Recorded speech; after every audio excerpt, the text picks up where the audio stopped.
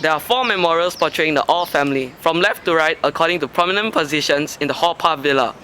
The 4 memorials are for the parents, Mr. and Mrs. Au Chu Kin, followed by Au Bun Haw, Au Bun Pa, and Au Ho. At the memorial for Mr. and Mrs. Au Chu Kin, a tiger and a leopard stand guard.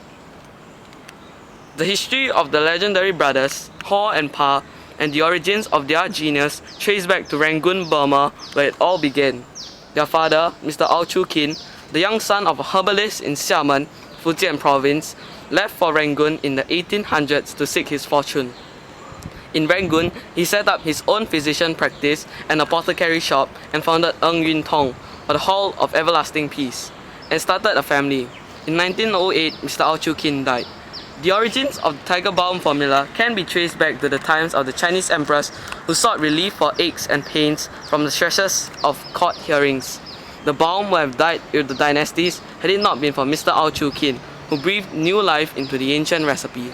Bun Haw, the gentle tiger, was born in 1882, was educated in China, and Bun Pa, the gentle leopard, was born in 1888, studied in an English language school in British colonial Burma.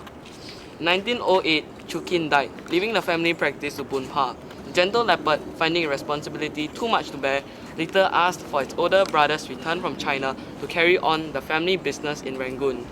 I will learn all I can about Western medicine. You can prescribe Chinese medicine.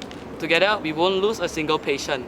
He can choose between East and West, and the fee will stay with us, Bun Pa said to Bun Haw. To perfect their late father's recipe, the sons took over their mother's kitchen. Bun Pa, the quiet leopard, toiled, while Bun Haw, the gregarious tiger, organized.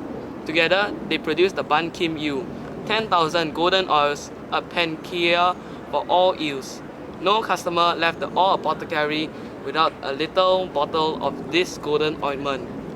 True to the tiger's predatory instincts, Bun Haw sought out every Chinese shop in town and talked them into stocking his salve. Bun Haw's next logical step was a trademark.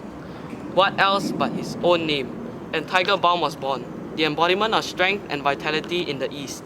By 1920, Au Bun Haw, not yet 40, was the richest Chinese in Rangoon. Ever the risk-taker, Bun Haw ventured south to Malaya and Singapore.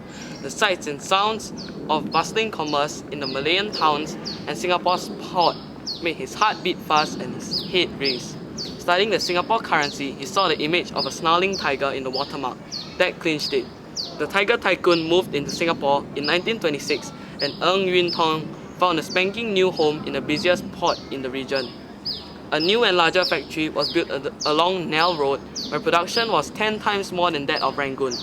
Au Bun Haw plowed small towns in Malaya in his custom-made car, which had a head fabricated like a tiger and a honk that roared. When the kampong folks crowded around, he would distribute samples of Tiger Balm and its sister products, and win still more customers.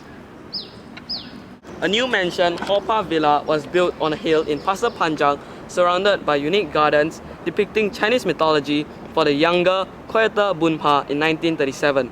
Also known as Tiger Balm Gardens, it was open to the public, with factories and distributorships firmly established in Malaya, Hong Kong, Batavia, China and Thailand, and with wealth and status long achieved, Bun Haw channeled his energy into diversification, which would include publishing and banking.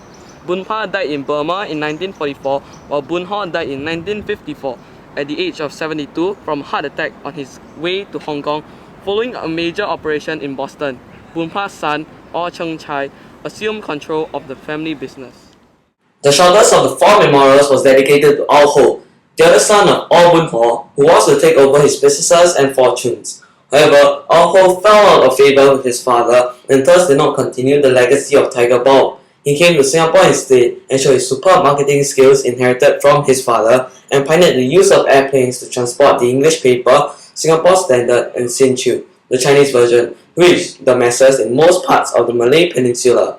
This way, the readers would have their newspapers in time for breakfast, while other publications only reached during tea time. Au Ho passed away in Thailand in 1951.